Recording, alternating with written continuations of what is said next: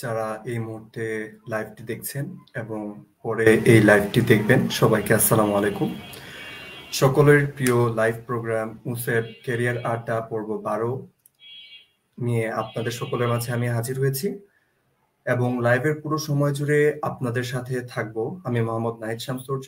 আমি বর্তমানে Bangladesh army international university of science and টেকনোলজিতে ট্রিপল ডিপার্টমেন্টে অধ্যয়নরত অবস্থায় আছি। আর্মি বিশ্ববিদ্যালয়গুলোর একমাত্র সম্মিলিত platform army university student alliance of Bangladesh, সংক্ষেপে উসাব এর পক্ষ থেকে আপনাদের সকলকে জানাচ্ছি শুভেচ্ছা। আজ আমাদের সাথে গেস্ট হিসেবে রয়েছেন হাসানুজ্জামান মেহেদী ভাই, যিনি তার পোস্ট গ্রাজুয়েশন করেছেন ক্যানাডার college in project management in IT. পাশাপাশি তিনি তার ডিগ্রি নিয়েছেন centennial college human resource and ম্যানেজমেন্টের উপরে, সেন্টিনিয়াল কলেজ থেকে। তার সম্পর্কে বিস্তারিত তিনি আমাদের সাথে আলোচনা করবেন। তার সবচেয়ে বড় পরিচয় হলো তিনি বায়োয়েট ট্রিপল ডিপার্টমেন্টের ফার্স্ট ব্যাচের একজন ছাত্র। উসেব ক্যারিয়ার আড্ডার 12তম লাইভ সেশনে হাসানুজ্জামান মেহেদী ভাই, আপনাকে স্বাগতম। আসসালামু আলাইকুম মেহেদী ভাই, কেমন আছেন? ওয়ালাইকুম আসসালাম, কি অবস্থা তুজা? এই তো ভাই আছি। Hi everyone, it's me Hasanuzzaman মেহেদী। আজকে অতিথি হিসেবে জয়েন করলাম। So mainly I have to go through my studies and all this thing a lot. I've studied like Canada College Project Management IT. I've done my post graduation in Human Resource Management, and I was doing Masters in Business Administration from University of Canada West. At the same time, I did my Bachelor from Bangladesh University of Engineering and Technology, Tripoli, যেটা mainly আমার পরিচয় আজকের এখানের জন্য। বাকি সবাইকে for inviting me to this platform. So yeah, right now I'm working with some companies. Let me tell it in detail. So I'm working with Maple Leaf Sports Entertainment as the quick service supervisor. It's mainly venue presentation, venue operations, and food and hospitality beverage management. And also at the same time, I'm working with Compass Group Canada as the assistant food service manager. That too as a hospitality and beverage management kind of thing. I do have a seasonal job during summer. So before summer, like আমাদের এখন summer আসতেছে, right now it's spring. So before summer only I'm going to join over there this year as well. Budweiser stage, that too with Legends, Live Nation, আমাদের বিভিন্ন রকমের concert, বিভিন্ন রকমের event. So ওইটা আরেকটা ইভেন্টের প্লেস। সো ওখানে আমি হইলো ভেন্ডিং সুপারভাইজার কাম অ্যাসিস্ট্যান্ট ম্যানেজার বলা যায়। সো ওটাতে জব করতেছি। So yeah, like pretty much after graduation just working. Right now I'm on my work permit. So yeah, if there is any other question or anything, feel free to ask me. I hope everybody is joining together with us. আচ্ছা ভাই, আপনি এখন কানাডার কোথায় অবস্থান করছেন এবং এই জায়গায় আপনার রমজানের দিনগুলো কেমন কাটছে? আপনার শত ব্যস্ততায় এখানে মনে হয় রমজানগুলো পার করা ভীষণ কষ্টকর হয়ে যাচ্ছে। এই বিষয়ে যদি আমাদের কিছু বলতেন। আচ্ছা, so আমি right now Canada, Toronto, Ontario, which is actually I live in downtown Toronto. হ্যাঁ, রোজা চলতেছে আমাদের প্রায় 9ম 10ম রোজা। সো রোজার সময় আসলে অনেক টাফ, এটা ট্রু। মানে জব অ্যান্ড সবকিছু ম্যানেজ করে at the same time.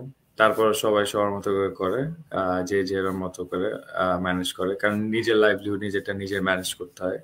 there is not like বা বাংলাদেশে থাকতে বাবা মা ছিল, আম্মু ছিল স্পেশালি, সবার যে টেক কেয়ার করতে যায় ইফতারি বা এটা।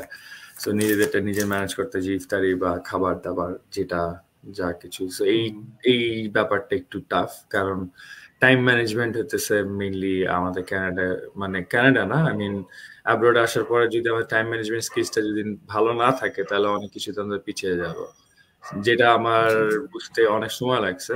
আমার ফ্রেন্ডদের সাপোর্ট, সবার সাপোর্ট মিলে পরে আস্তে আস্তে একটা টাইম মেসেজে বুঝলাম যে হ্যাঁ, এটা আসলে এইভাবে করলে, টাইম মতো করলে হয়তো বা ভালো কিছু আউটপুট আসবে। হ্যাঁ, ভাইয়া আপনাদের এখানে ভাই কততম রোজা রানিং আছে? মনে হয় যে আমাদের বাংলাদেশ থেকে একটি রোজা আপনাদের এখানে কম আছে, আমাদের এখানে 10ম রোজা বলছে। নবম আর কি। হ্যাঁ হ্যাঁ, জি, জি, জি। তো ভাইয়া আপনার এত দূরের পথ চলায় সে বাংলাদেশ থেকে সুদূর কানাডা, কোনো একটা অন্য মহাবিশ্ব, অন্য একটা মহাদেশ। তো এত দূরের পথ চলায় কিভাবে এত দূর আসা বা চলার পথে কিরকম বাধার মুখোমুখি হতে হয়েছে আপনাকে? এ সম্পর্কিত যদি সংক্ষিপ্ত একটু বিবরণ আমাদের সামনে তুলে ধরতেন তাহলে আশা করি সবাই উপকৃত হতো। আমার আমার স্পেশালি কানাডা আসার একটা ইন্টারেস্টিং একটা সিচুয়েশন ছিল। সো 2019 তো আমরা তো 19 তো আমরা first triple first batch graduate করলাম। সো আফটার দ্যাট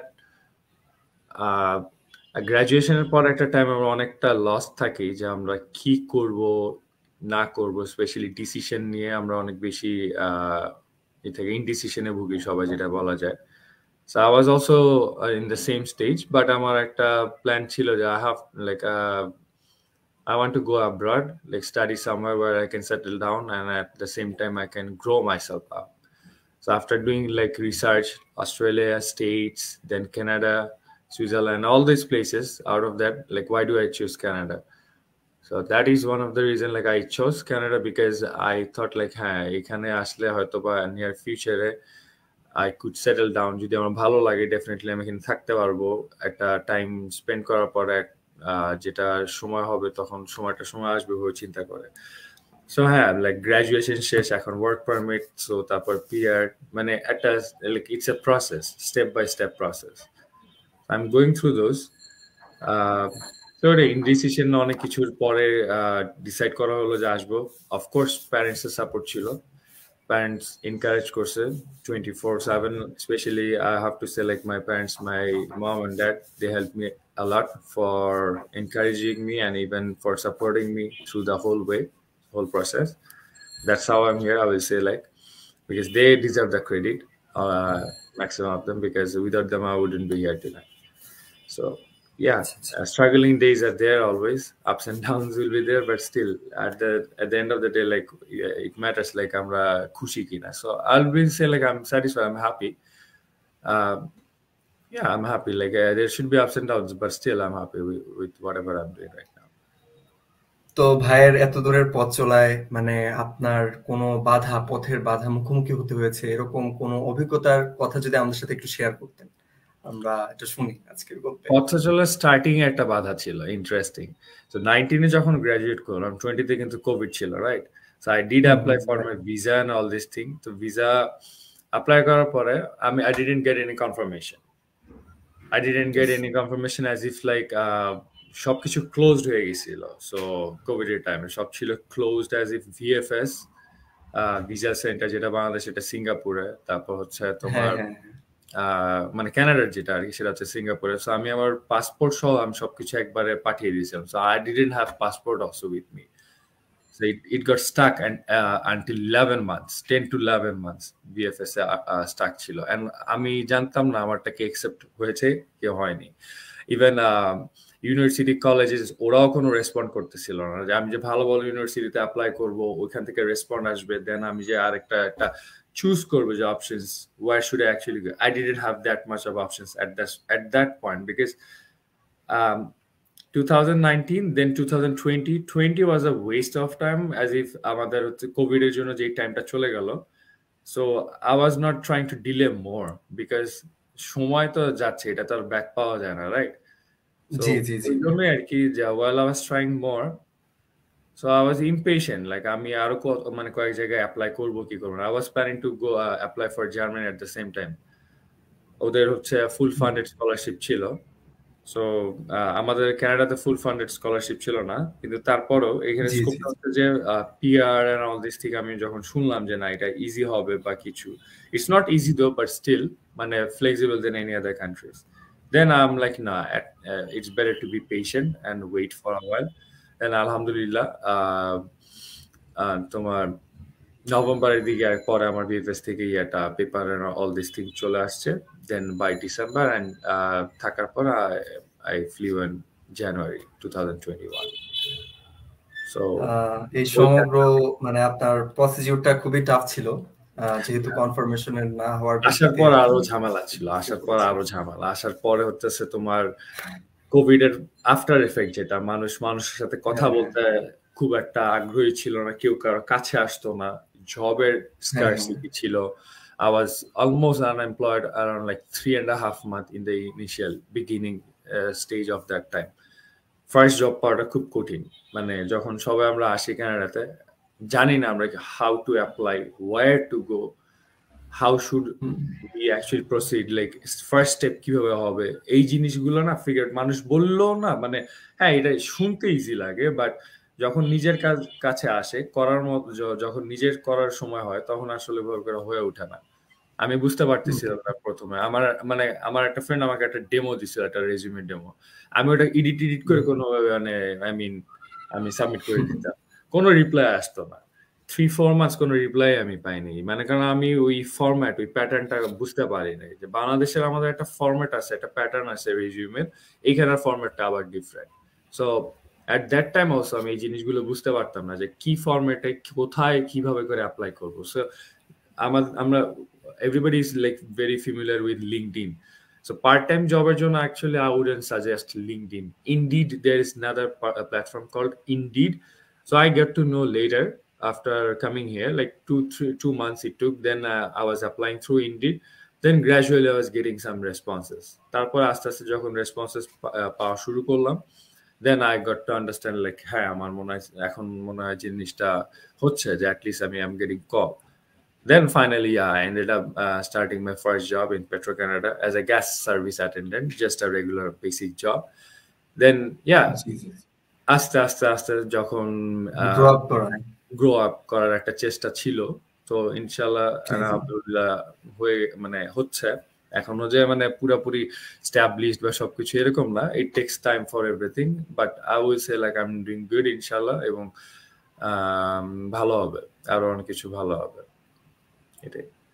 তো ভাই আমার আরেকটা কোশ্চেন, ব্যক্তিগত একটি কোশ্চেন আপনার কাছে তুলে ধরতে চাচ্ছি, সেটা হচ্ছে আপনি যে এত টাফ একটা সিচুয়েশনে ফ্যামিলি ছেড়ে 2 মহাদেশ মানে মহাদেশ স্থানান্তর করে কানাডা গিয়েছেন বা কানাডা গিয়েছেন, সেখানে হচ্ছে এত রিস্ক বা এত ঝামেলা থাকা সত্ত্বেও যে আপনি নিজের স্টেবিলিটি ধরে রাখতে পেরেছেন বা নিজেকে যে এনকারেজ করতে পেরেছেন, সেজন্য নিশ্চয়ই আপনার বাবা মার মানে সেরকম একটা হ্যান্ড ছিল, হেল্পিং হ্যান্ড ছিল, যে কারণে আপনি এত দূর আসতে পেরেছেন বা আসতে পেরেছেন।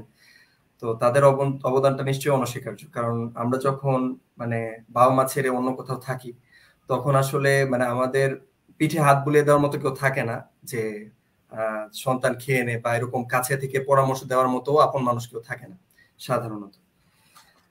তো আমাদের কমেন্ট সেকশনে মালিহা খান কথন আপু একটি কমেন্ট করেছেন। আপু লিখেছেন, আমার প্রশ্ন, দেশে গ্রাজুয়েশন কমপ্লিট করে বিদেশে সেটেল হওয়ার পথে কি কি ট্রাবল ফেস করতে হয়েছে, এরকম রিলেটেড একটি কোশ্চেন মালিহা খান কথন আপু করেছেন। তো আশা করছি ভাইয়ের থেকে রিপ্লাইটা পাবো। আমি কোশ্চেনটা আবার বলছি, দেশে গ্রাজুয়েশন কমপ্লিট করে বিদেশে সেটেল হওয়ার পথে কি কি ট্রাবল ফেস করতে হয়?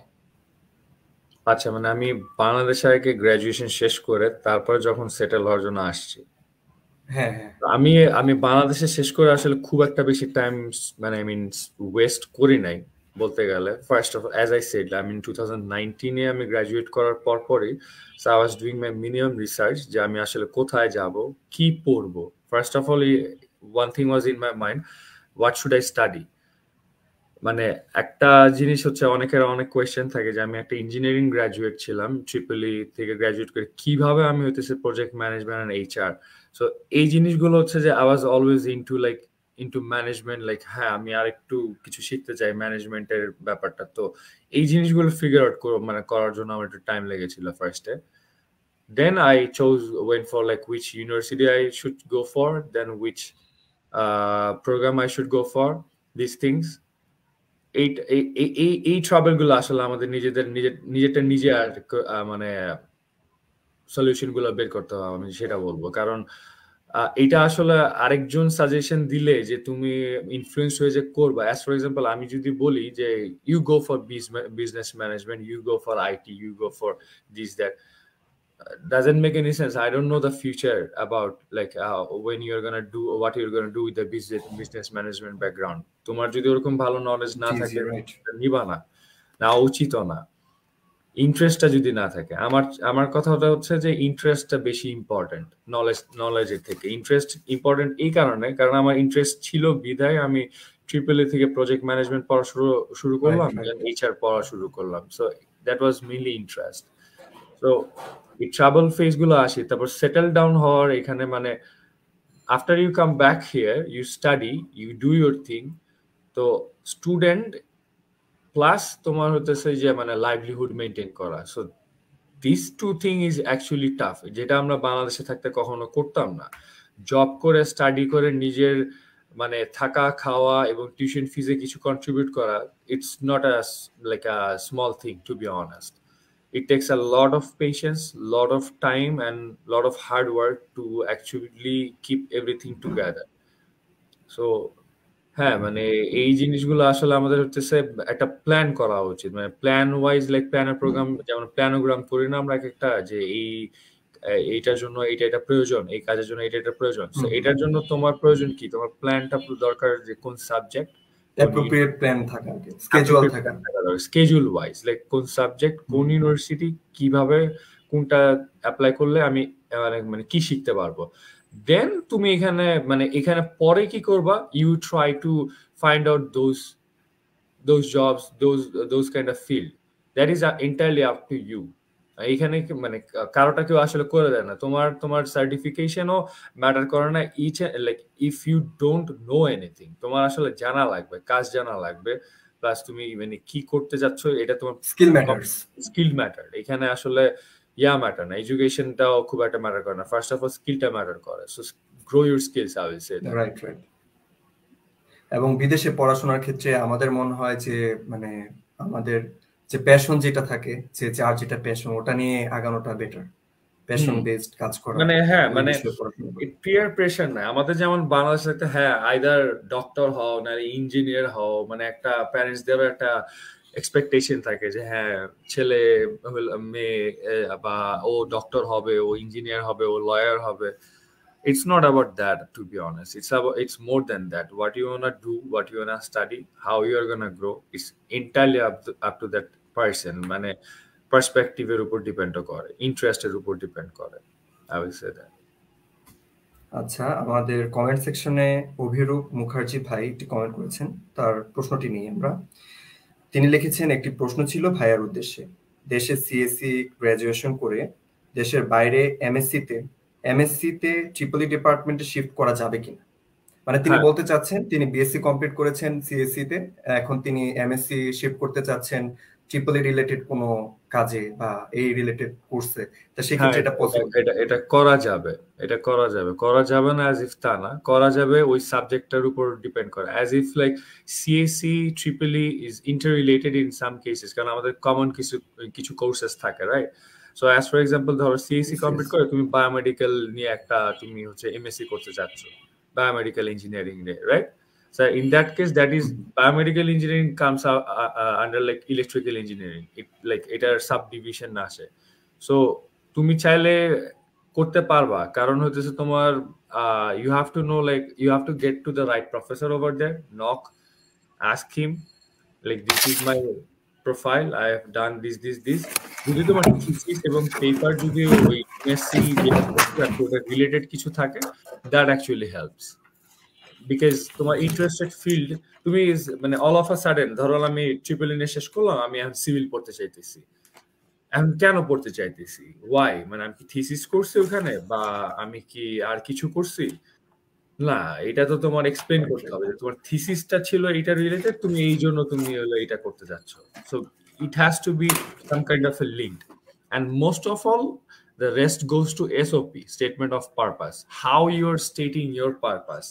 Immigration lawyer like যারা অফিসার, তারা হচ্ছে আমাদের একটা স্টুডেন্টের mainly one of the thing যেটা ওরা দেখে ইভ্যালুয়েট করে এবং দেখে, সেটা হচ্ছে এসওপিটা, স্টেটমেন্ট অফ পারপাসটা। ওইটা তোমার খুবই সুন্দর এবং খুব ক্লিয়ার করে লিখতে হয়, ইন ডিটেইলে, এবং খুব ক্লিয়ার স্টেটমেন্ট থাকবে, ওখানে কোনো মানে প্যাচ থাকবে না। ওখানে তুমি ক্লিয়ারলি বলবা যে আমি এটা শেষ করেছি, এটা শেষ করার পর আমি এইটা পড়াশোনা করে আমি এইটা করতে যাচ্ছি, বাংলাদেশে এসে আমি আমি করতে পারবো, আমাদের ফিউচার আছে।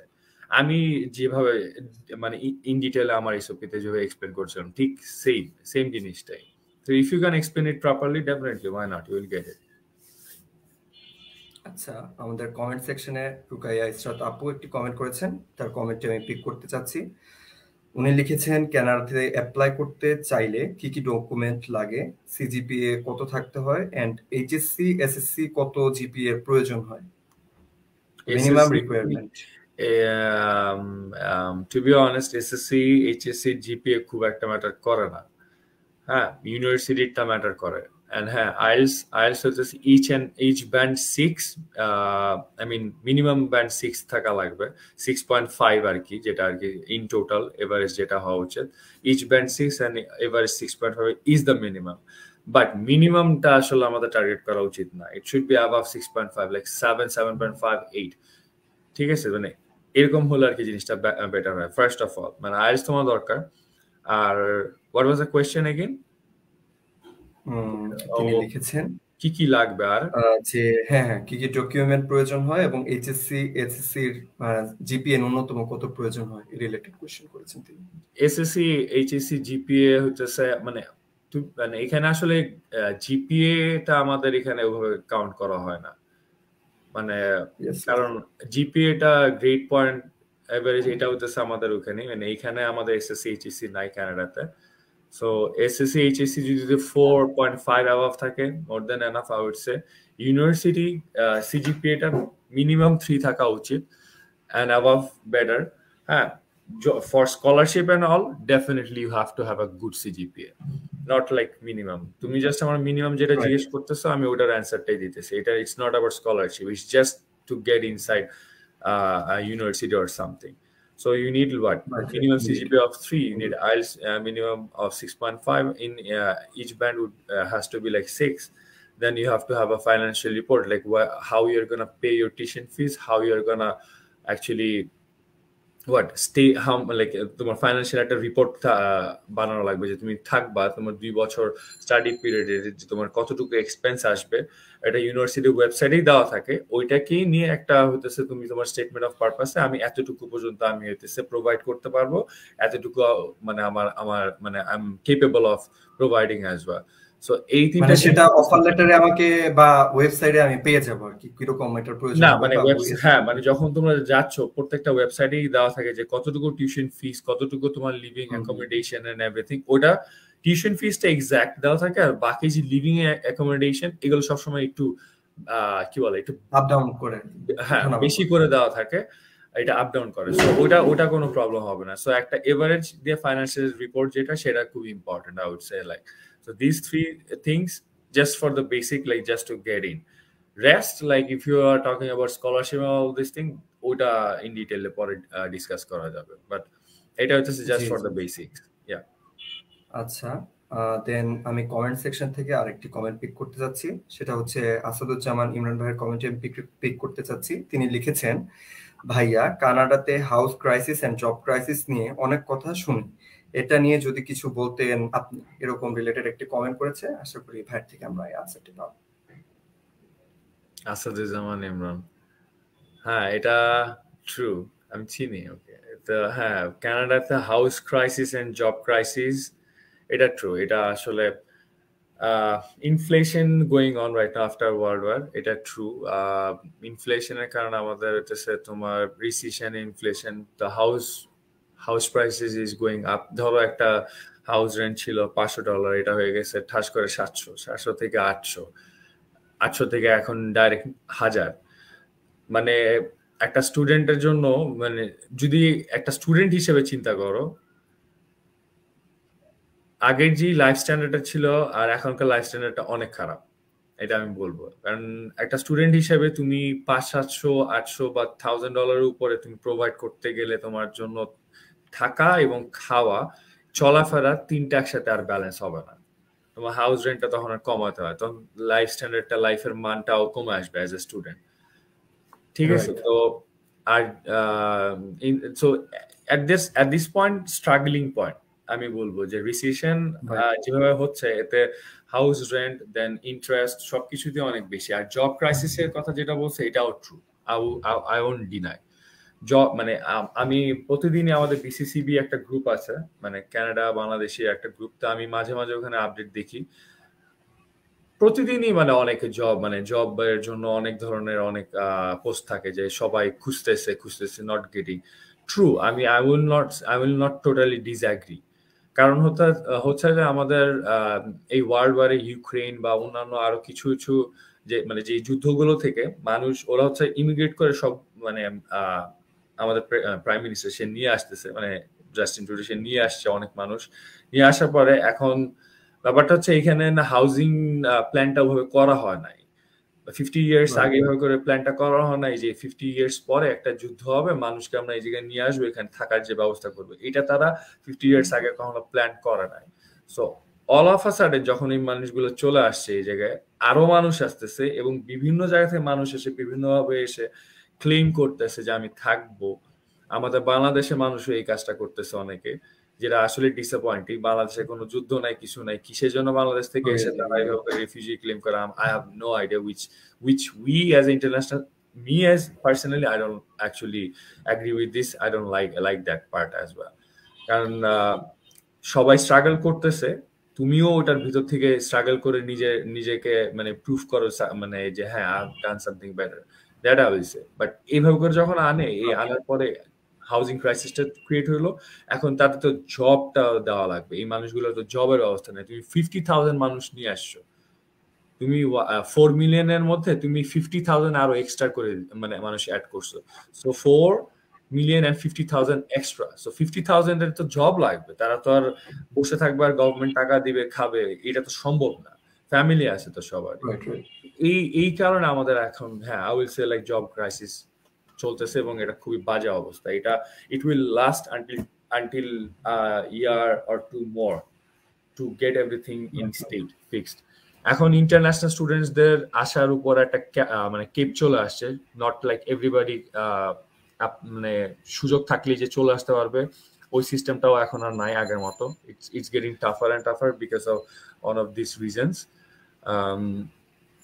ইন্টারন্যাশনাল যে কেপটা পরে আসছে, on the other side express entry যেটা, সেখানেও কাট অফ পয়েন্টস এই জন্য ইনক্রিজ করা হয়ে গেছে।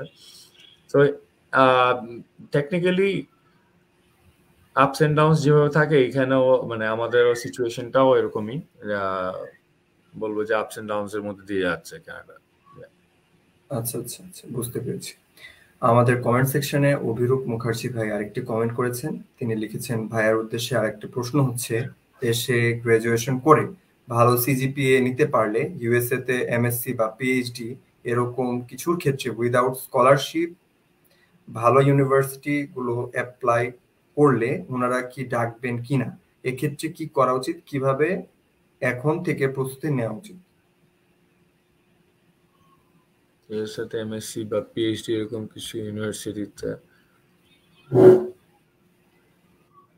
হ্যাঁ ভালো ভালো সিজিপিএ থাকলে এবং হয়ে করে জাস্ট সিজিপিএ না, তুমি যদি একটা এমএসসি বা পিএইচডি করতে চাও, তোমার ওইখানে মানে স্পেশালি ইঞ্জিনিয়ারিং রিলেটেড কোনো কোর্সে তোমার ইয়া থাকা লাগবে, যে পাবলিকেশনস অল দিস থিং ওগুলোর সাথে রিলেট করা লাগবে। তুমি কাকে তুমি আসলে ইমেল করতেছো, কোন ইউনিভার্সিটিতে ওরা কেউ ওটাতে মানে ইন্টারেস্টেড কিনা, আর ওদের ওখানে গ্রোয়িং কিনা, এই জিনিসগুলো আমাদের চেক করা উচিত বিফোর অ্যাপ্লাইং।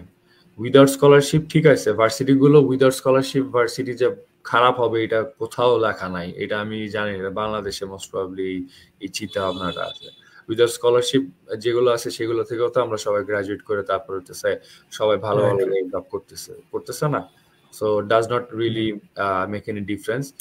তারা ডাকবে, you just have to knock to the right person and the right place actually. So everything is mention in the website properly. Each and every university ওদের যে ওয়েবসাইটটা আছে, ওই ওয়েবসাইটটা আমি বলবো যে before going through any kind like কাউকে কোনো কোয়েশ্চেন করার আগে ইউনিভার্সিটির ওই ওয়েবসাইটটাতে ভালো মতো যে ওদের যে কোয়ালিফিকেশন, যে ক্রাইটেরিয়া, ওগুলো সব মেনশন করা থাকে। তোমার সিজিপি এর সাথে ম্যাচ করে কিনা, তোমার আইএস এর সাথে ম্যাচ করে কিনা, এই ইভ্যালুয়েশনটা এটা নিজেরটা নিজেই করা যায়। এটা আরেকজন এসে তোমাকে করে দিবেও না, করা উচিতও না। আমরা বিভিন্ন সময় বিভিন্ন জায়গায় দৌড়াই, এই এজেন্সি এই জায়গায় সেই জায়গায়, কোনো প্রয়োজন নাই। নিজেটা নিজে করা যায়। এটা জাস্ট হচ্ছে নিজের একটা সাহস থাকা লাগবে। ইভ্যালুয়েট করার জন্য যদি কোনো ধরনের হেল্প লাগে ডেফিনেটলি হ্যাঁ মানুষের ওপিনিয়ন নেওয়া যায়, বাট আমি বলবো এগুলো সবকিছুই ওয়েবসাইটে দেওয়া থাকে। So go through those are হ্যাঁ, তুমি করতে পারবে, এটা খুব ইজি। এই ভালো সিজিপিএ থাকলে তুমি ইউএসএতে এমএসসি এবং পিএইচডির জন্য উইদাউট স্কলারশিপ ভালো ইউনিভার্সিটিতে পাওয়া যাবে। আর এটাতে কোনো সমস্যা হবে না, ডাকবে না, এরকম কোনো ইয়ে নাই। মানে সবাই, মানে তুমি যদি কোয়ালিফাইড হলে তোমাকে যে কোনো জায়গায় তোমাকে ডাকবে, এটা কোনো বাধা নাই। জি জি, আমি এখন একটি মানে আমার পার্সোনাল একটি কোশ্চেন পিক করতে চাচ্ছি। জি সেটা বলেন। হচ্ছে, যেহেতু ভাইয়ার ফিল্ড এবং আমার ফিল্ড একই, আমিও ট্রিপল ই ডিপার্টমেন্টে অধ্যয়নরত অবস্থায় আছি। তো ইন ফিউচার আমার ইচ্ছা আছে যে ফরেন এ শিফট করার বা আমার ইন্টারন্যাশনাল স্টুডেন্ট হওয়ার। তো সেই ক্ষেত্রে আমি স্কলারশিপ, যেহেতু ওইখানে ওই দেশের এক্সপেন্সটা বেশি, মানে খরচটা বেশি, সেই ক্ষেত্রে আমি স্কলারশিপের জন্য কিভাবে কি করতে পারি বা কিভাবে অ্যাপ্লাই করতে পারি, কিভাবে মানে অ্যাপ্লাই করলে আমি আর কি, বা কিভাবে আমার নিজের এসওপিটা তৈরি করলে আমি আর কি স্কলারশিপটা আমার ভ্যালিড হবে বা বুঝতে পারবো যে একটা ভালো মাত্রার স্কলারশিপ আমি পেতে পারবো, এই বিষয়ে যদি কিছু বলতেন। সো কিছু তুমি ধরো গ্রাজুয়েট করতেছো ইঞ্জিনিয়ারিং এ, তুমি যদি ইঞ্জিনিয়ারিং এ যদি শিফট করতে চাও মাস্টার্স ইতে, সো কিছু কিছু স্কুল ওরা কিছু ধরনের প্রোগ্রাম অফার করে। ওরা প্রোগ্রাম অফার করে স্টুডেন্টদেরকে নেওয়ার জন্য। অ্যাজ ফর এক্সাম্পল, আমার ধরো একটা প্রফেসরকে ধরো, giving an example of university of Toronto, right? তো ওই প্রফেসরের কাছে একটা প্রজেক্ট আসছে একটা কোম্পানি থেকে, যে তার ধরো হলো একটা ডিভাইস বানাইতে হবে, যে ডিভাইসটা থেকে ধরো হইতেছে যে কোনো একটা কিছু ক্রিয়েট হয়। সো সে একটা প্রজেক্ট পেল, সো সেই ওইটা দিয়ে একটা স্কলারশিপ অফার করবে, যে আমার এতগুলো স্টুডেন্ট দরকার, তাদেরকে দিয়ে আমি একটা থিসিস করে একটা ডিভাইস এটাকে ক্রিয়েট করবো। সো ইউ সি লাইক সে একটা প্রজেক্ট পাইছে, সে ওইটাকে আবার হলো মানে তার ইউনিভার্সিটিতে নেওয়ার পরে ওই জিনিসটাকে মানে promote করতেছে, তো to Right, getting right, right. as a students. In those cases, if you are doing any thesis অথবা কোনো রিসার্চ করতেছো যেটা তার সাথে যদি তোমার মিলে, তোমার ইন্টারেস্টেড ফিল্ড, ধরো তুমি বায়োমেডিক্যাল একটা কোর্স করতেছো, আই মিন তোমার রিসার্চ করতেছো, তার হলো সে একটা বায়োমেডিক্যাল একটা কোর্স নিয়ে সে ওটা নিয়ে ই করতেছে, আই মিন প্রজেক্টটা রেডি করতেছে। যখন when you go through those website, when you see like হ্যাঁ ওদের এইগুলো অনেক কিছু, অনেক ধরনের ইয়ে থাকে ওয়েবসাইটে, দেখবে যে অনেক সুন্দর সুন্দর ক্রাইটেরিয়া থাকে। ক্রাইটেরিয়া মুভ করতেছে, বিভিন্ন রকমের প্রজেক্ট দেখাচ্ছে। Go through those things, little things, খুব ছোট ছোট জিনিস আমরা অনেক সময় ইগনোর করি। গো থ্রু দোজ থিংস, দেখো যে ওখানে কি আসলে কি নিয়ে ওরা কাজ করে। প্রফেসর যারা আছে তারা কিন্তু ওই মানে ফ্যাকাল্টির আন্ডারে সেই প্রফেসর গুলোর নামও থাকে, তাদের ইমেল এবং সবকিছু দেওয়া থাকে কিন্তু। So you email those professors like, hey professor, I have this background, I have done this research and all this thing. If you're interested to have a look, and I have these publications, if you're interested to take a look for me, please, thank you. ঠিক আছে, এইভাবে তুমি you keep emailing them, you keep emailing the universities, then they get you back, then you have a communication. তারপর তুমি জানাও যে I'm interested to do MSc over there or PhD over there. তারপর then they will let you know like exactly go through this process, easy as that. Email address and everything is mentioned. I will say like তোমার interested field অনুযায়ী, ধরো University of Toronto, they are very good in biomedical engineering, power and all these things. Other university, as for example University of Calgary, over there তোমার হচ্ছে petroleum and fuel, ওগুলোর জন্য অনেক ভালো, কারণ হচ্ছে ওই পাশে। So রাইট, যখন তুমি তোমার মিনিমাম রিসার্চটা করবা যে আমার ইন্টারেস্টেড ফিল্ড এইটা, তখন তুমি জানবে যে কোন ইউনিভার্সিটি কোন স্টেটে কোন জায়গায় গেলে বা কোন প্রভিন্সে গেলে ওরা আমার কি সাবজেক্ট অফার করতেছে। Easily go to know that. Then you just go and apply like those, and SOP comes all the way later. SOP comes like তোমার visa immigration, তখন সময় তোমার SOP লাগে। But before that, to get a minimum admission, you need to talk to them, you need to talk with the professors, you need to talk with the admins and all these things. Then you get to know like information like তুমি ওখানে পাবা কি পাবা না। But এগুলো তোমার হচ্ছে আগে থেকেই, গ্রাজুয়েশন আর 6 মাস আগে থেকেই তোমার এই জিনিসগুলো আস্তে আস্তে ইমেল করা উচিত। যখন তুমি অলরেডি তোমার রিসার্চের জন্য তোমরা লাস্ট যে সেমিস্টারে তোমরা যাও না, যে রিসার্চ করতে না, করা উচিত।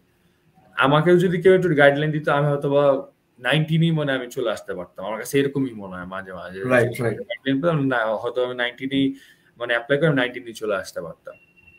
So I wouldn't say like it's not too late, it's never late. So at any point of time you can actually do something, like you can actually get those privileges. But আরেকটা জিনিস মাথায় রাখা উচিত, MSc বা PhD স্টুডেন্টদের যে bachelor এবং MSc বা পিএইচডির মাঝখানের যে গ্যাপটা, এই গ্যাপটা যেন বেশি না থাকে। 2 to 3 years above থাকলে higher chances of getting rejected. So you have to keep these things in mind. না আমি 2-3 বছর জব টপ করে তারপর হইতেছে আমি যে যাব, হ্যাঁ আমার টাকা পয়সা হইলে আমি যাব, like don't waste too much time thinking about আমি জব করে আমি সেভ করে তারপরে যাব, মানে এটা খুব লেন্থি প্রসেস হয়ে যায়, এটা করা উচিত না আমার মতে। রাইট।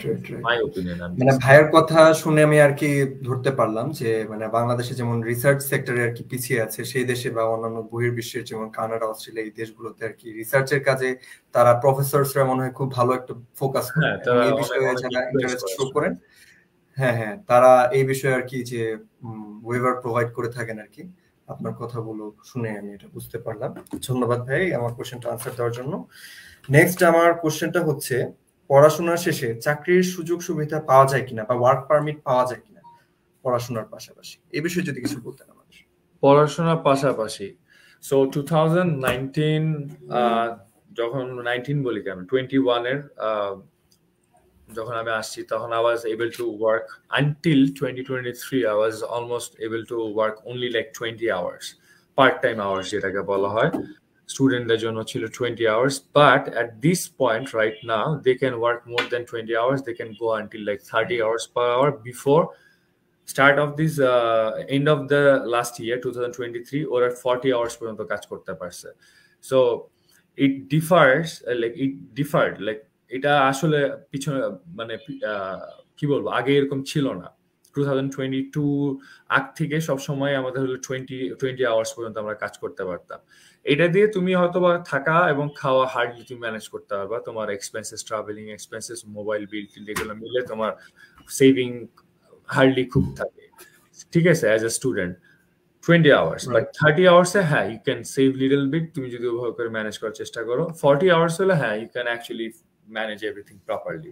At this point তোমরা 30 hours পর্যন্ত পাবা international স্টুডেন্টসরা right now until at the end of 2024 it can again change back to 20 hours because এখন ফাইন্যান্সিয়াল ক্রাইসিসের কারণে স্টুডেন্টদের জন্য এই ফাইন্যান্সিয়াল ক্রাইসিসের কারণে ওয়ার্কিং আওয়ার টাইম বাড়ায় দেওয়া হয়েছে, ওয়েজও বাড়তেছে, but still house rent and costing and all this things are too much যে ওদের ব্যালেন্স করার জন্য, ওদের লাইফটা মেনটেন করার জন্য এখন আপাতত এরকম আওয়ারটা বাড়ানো আছে আর কি বলতে পারবো।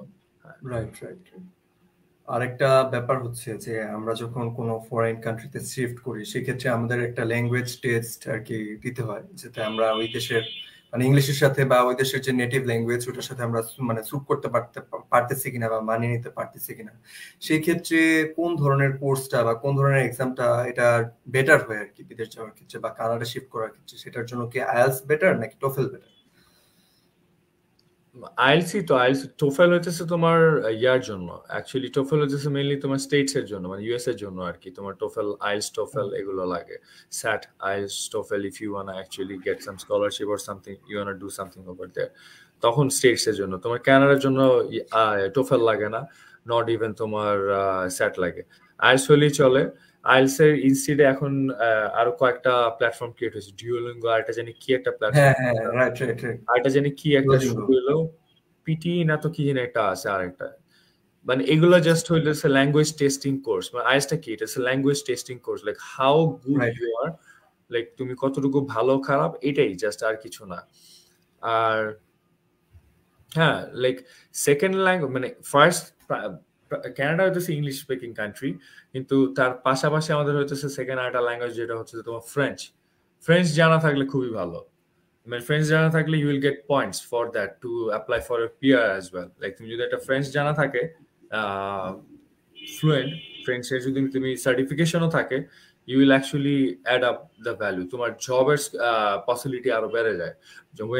when you become bilingual, when you know two or multiple languages, you actually get more opportunity, more options as well to work. Like হ্যাঁ আমি যেমন আমি এখন যদি মন্ট্রিয়াল, আমাদের কানাডার মধ্যে আরেকটা হচ্ছে প্রভিন্স হচ্ছে তোমার মন্ট্রিয়ালের ওদিকে, তো ওখানে হলো ফ্রেঞ্চ স্পিকিং, ওখানে ম্যাক্সিমাম মানুষজনই আবার ফ্রেঞ্চ স্পিকিং ল্যাঙ্গুয়েজ যেটা চলে আর কি।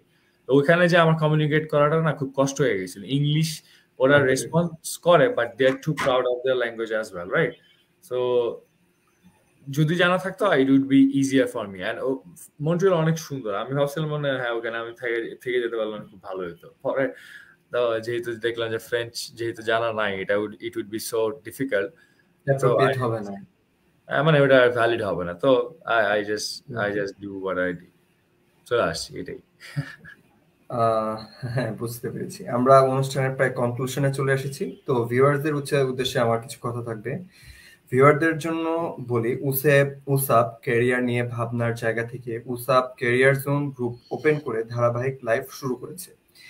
যারা স্কলারশিপ নিয়ে বিদেশে পড়ালেখা করতে যেতে চান বা উদ্যোক্তা হইতে চান, সরকারি বেসরকারি চাকরি প্রিপারেশন নিচ্ছেন, সবাই যদি উসাব ক্যারিয়ার জোন গ্রুপে নিজেদের অভিজ্ঞতা শেয়ার করেন বা নিজেদের জায়গা থেকে এগিয়ে আসেন, তাহলে আমাদের কমিউনিটি আরো বড় জায়গায় পৌঁছাবে ইনশাআল্লাহ। সাথে সাথে সবার হেল্প হবে। আমাদের আশেপাশে আপনাদের পাশাপাশি আমরা যারা ছোটরা আছি তারাও এই বিষয়ে বিভিন্ন সাপোর্ট পেতে পারবো। ভাই, আপনাকে অনুরোধ করব, আপনিও আমাদের গ্রুপের মাধ্যমে সবসময় কানেক্ট থাকবেন এবং হেল্প করবেন। ভাইয়ার এই বিষয়ে আপনার মতামত থাকলে জানান। না, অবশ্যই না, ওসব is doing a good job right now. সবগুলো ইউনিভার্সিটির একটা প্ল্যাটফর্ম ক্রিয়েট করার জন্য specially I would like to thank Atik today because for inviting me for this wonderful event platform, and also I would like to thank Tujo like for staying together, keeping everything together, because এটার মাধ্যমে আমাদের connections networking is very important, specially like আমি এটা এখন বুঝতে পারতেছি specially আমার at this point of life. যত বেশি নেটওয়ার্কিং থাকে, the more people you know in good places, the better ideas you get, the better places you reach also.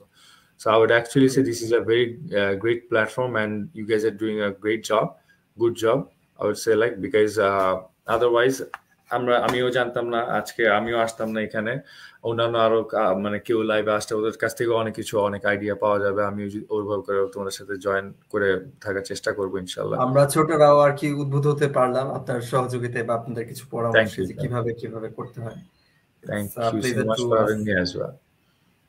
হ্যাঁ, দেন হাসান ভাইয়ের কাছে আমার আরেকটি শেষ প্রশ্ন থাকবে, সেটি হচ্ছে উসাব এর 3টি গ্রুপ,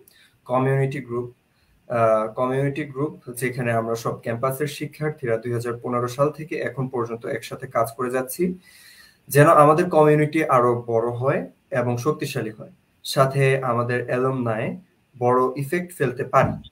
ক্যারিয়ার জোন, যেখানে সবার ক্যারিয়ারের কথা চিন্তা করে উসাব ক্যারিয়ার জোন গ্রুপ ওপেন করি, যেখানে স্যার বা সিনিয়র যারা আছেন ক্যারিয়ার নিয়ে নির্দেশনা দিবেন, এতে করে আমরা আমাদের ক্যারিয়ার গঠন কি করতে হবে বা কি করলে ভালো হবে তা জানতে পারবো।